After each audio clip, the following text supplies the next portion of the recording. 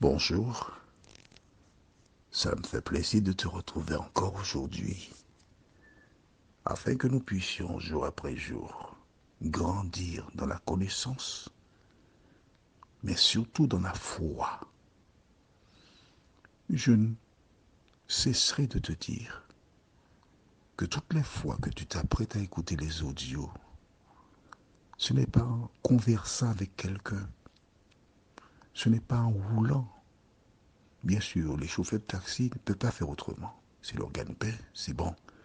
Mais avant d'écouter dans le taxi, prends un temps, mets-toi à l'écart. Si au niveau de tes enfants tu as des difficultés, prie et demande à Dieu de t'aider le matin ou le soir quand tu peux. Tu les réunis autour de la table. Avant le repas, c'est pas long, 10 minutes, 11, 12 minutes maximum. Et avant de manger, tu dis nous allons écouter l'audio. Écoute l'audio en famille. Et quand tu as fini, pendant le repas, on peut échanger autour de cela. En procédant ainsi, tu apprendras à tes enfants à compter sur Dieu. Tu apprendras à tes enfants à prier. Tu apprendras à tes enfants à adopter des principes dictés par Dieu. Et tu en feras de bons citoyens sur cette terre, mais surtout des citoyens de la nouvelle Jérusalem que Jésus prépare pour ses enfants. Profite de cette occasion. D'accord? Réfléchis. Parle-en à ta compagne, à ton épouse du moins. Ton épouse. Mais si, frère, si tu vis maritalement, c'est pas bon. Il faut sécuriser. Il faut, il faut faire ce que dit la parole de Dieu. Il faut fonder une famille, te marier, avoir des enfants. Par ce biais, tu donnes un exemple à tes enfants eux-mêmes. Et l'Éternel te bénira. Le diable, certes, il essaiera de mettre son clé de sel pour détruire votre foyer. Ça, c'est sûr. Mais essaie de mettre en pratique la parole de Dieu. Essaie, tu verras. Aujourd'hui, nous voyons, il m'a délivré. Juste avant, prions. Notre Seigneur et notre Dieu, merci. Merci de m'avoir donné des dizaines, des centaines, des milliers de sœurs et frères. Mais oui, que ce soit en Europe, en Côte d'Ivoire, au Sénégal, où ces audios font leur travail en Amérique du Nord, etc. Toutes ces personnes sont mes sœurs et mes frères. Et je m'adresse à mes sœurs et mes frères que j'aime, que tu m'as donné, Seigneur. Et c'est parce que tu m'as inspiré et confié ton message que je le partage avec toutes mes sœurs et mes frères. Seigneur, nous avons un lien commun. Nous sommes fatigués de ce monde. De ce monde où il y a tant d'injustice, de méchanceté, de maladie, de mort, etc. Et nous aspirons à te voir revenir nous chercher. Et alors aide-nous à travers ces quelques minutes qui suivent à entendre, comprendre, accepter la parole et à vivre pour toi. Merci pour ta présence. Saint-Esprit, nous comptons sur toi. Nous t'avons prié au nom de Jésus pour ta gloire éternelle. Amen. Il m'a délivré. J'aime ce thème-là. Ça me ramène à mon enfance. Il y a des gens qui ont oublié leur enfance, ça c'est leur problème. Hein. Moi, je vais te raconter. Quand j'étais enfant, à l'école à Sainte-Marie, mais oui, c'est là. Parce que, tu vois, la cour, elle était grande, la cour. Belle. Il y a un jeu qui s'appelle Délivrance. Lorsque nous étions en classe, on surveillait l'heure.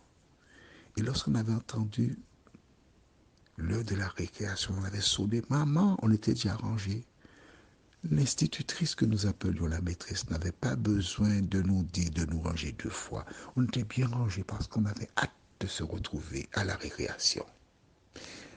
Le jeu de délivrance, c'est quoi? Il y a un mur et on fait deux équipes. Il y a ceux qui sont libres et ceux qui sont les gardiens.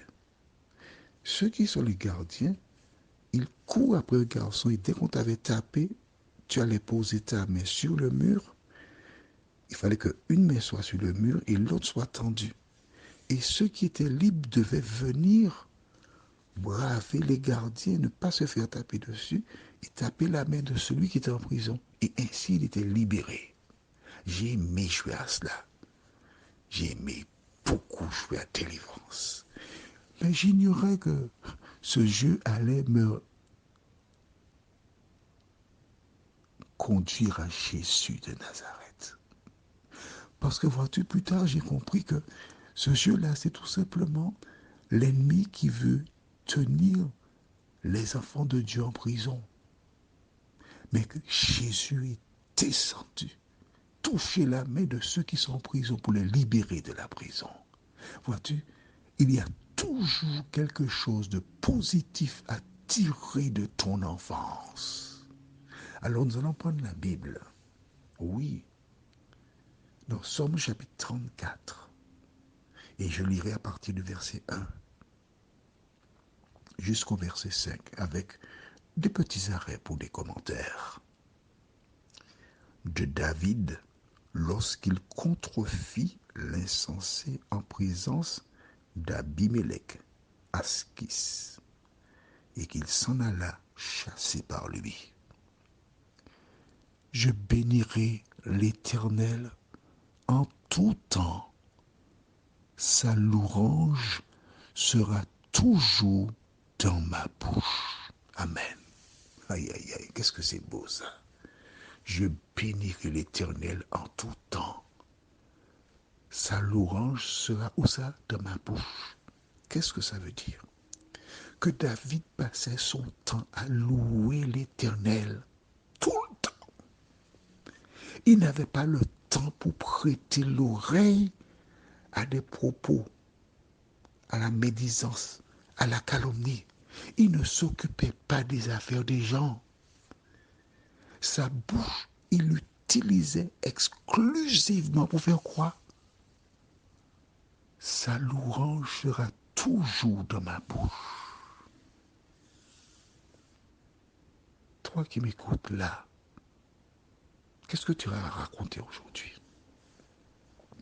As-tu pris ton téléphone pour dire, hey, Micheline, tu sais, j'ai une collègue là, Madeleine, la fille est arrivée avec une robe, mes amis, la robe est dégueulasse, oui. Maman, elle n'a ni devant ni derrière. Et puis, tu sais, elle est petite, et puis la robe est là sur elle. Mais qu'est-ce qu'on a besoin? Qu'est-ce que tu cherches? Réfléchis un instant. Imagine qu'entre-temps, une personne passe et qu'elle t'entende dire ça au téléphone. Que fera-t-elle? Oupa! Elle va raconter à la collègue. Tu vas chercher des histoires. Pourquoi? Au lieu d'appeler les gens pour dire du mal d'autres personnes, prends ton temps. Quand une personne a un problème, pour lui dire, eh bien, je t'ai appelé pour prier avec toi. Présente la situation à Dieu. Aide cette personne à tourner ses regards vers Dieu, à le louer.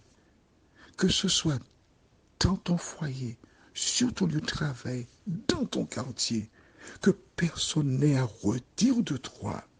Tu n'as pas raconté des choses négatives, mais la seule chose que Jésus t'a confiée, c'est d'aller dire à tous ce qu'il a fait dans ta vie. Tu as des problèmes? Réfléchis sur ta vie. Réfléchis sur ce que tu dis. Réfléchis sur ce que tu fais. Demande à Dieu de te transformer. Et à partir d'aujourd'hui, quand tu dois ouvrir ta bouche, c'est pour dire des choses positives sur les gens. C'est pour dire ce que Jésus a fait dans ta vie et ce qu'il peut faire dans la vie des personnes qui sont autour de toi. Est-ce que tu es d'accord avec moi? Et c'est ça, tu verras la différence. Verset 3. Que mon âme se glorifie en l'Éternel, que les malheureux écoutent et se réjouissent. exaltez avec moi l'Éternel. Célébrons tous son nom. Amen. Que les malheureux écoutent et se réjouissent. Tu es malheureuse? Tu es malheureux? Essaie d'imaginer. Ta maison coule. Jésus viendra te donner une nouvelle maison. Dans ta tête, essaie d'imaginer la belle maison que Jésus a été préparée pour toi et qui te donnera bientôt. Avec cela dans ta tête, tu dois être heureuse, te réjouir déjà dès à présent d'avoir cette maison-là. Et le verset 5, j'ai cherché l'Éternel et il m'a répondu. Il m'a délivré de toutes mes frayeurs. Il m'a délivré de toutes mes frayeurs. Est-ce que tu vois ça? Dieu délivre ses enfants. Et quand il les délivre, c'est pas pour un temps, mais c'est pour toujours. Alors, on va lire juste le verset 6, tu vas voir. Quand on tourne vers lui les regards, on est rayonnant de joie et le visage ne se couvre pas de honte. Maman, verset 7, d'accord. Quand le malheureux crie, l'Éternel entend et il le sauve de toutes ses détresses. Amen, toutes ses détresses. Mais pourquoi tu as peur? Quand le malheureux tourne les regards, crie à l'Éternel, il le sauve et il se réjouit. Prions. Seigneur, merci pour la parole. Merci, Éternel. Car jusqu'à présent, nous étions en train de nous lamenter. Jusqu'à présent, nous avions sur nos lèvres des problèmes à raconter aux gens. Mais aujourd'hui, Seigneur, à partir d'aujourd'hui, nous voulons commencer une nouvelle page avec toi. Nous te demandons de nous visiter et de nous aider à cesser de pleurer, mais que toute personne qui nous rencontre voit quelqu'un qui sourit, quelqu'un qui est joyeuse, quelqu'un qui a toujours une expérience à partager ce que Jésus a fait dans sa vie. Oh Dieu, pardon. Pardon car par le passé, à travers nos propos, nous avons loué le diable. Mais aujourd'hui, nous voulons te louer. Aujourd'hui, nous voulons commencer une page nouvelle avec toi. Garde-nous dans ta paix, dans ta grâce. Au nom de Jésus et pour ta gloire éternelle. Amen. Je te souhaite une bonne journée et n'oublie pas que la joie du salut soit visible sur ton visage. À demain, si Dieu nous prête vie.